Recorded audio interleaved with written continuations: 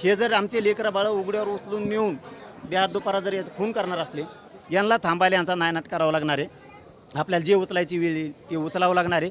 त्याच्याशिवाय पर्याय नाही. मी हे जबाबदारी स्टेटमेंट करतो आणि मी ज्यावेळेस बोलतो ना त्यावेळेस करतो. हां, मी सोडत नाही. फक्त त्यांच्या कानावर मात्र एकदा टाकतो, कारण इतकी विदारक परिस्थिती झाली, इतकं भयावह वातावरण झालं, बघावंसुद्धा वाटत नाही असे शब्द त्यांचे राहणार आहेत. कारण यांना सुधारायला संधी दिली ती, पण हरामखोर पायदा सुधारली नाही. बीडमध्ये सरपंच संतोष देशमुख यांच्या हत्येसारखीच अजून एक घटना 2च दिवसांपूर्वी समोर आली आहे.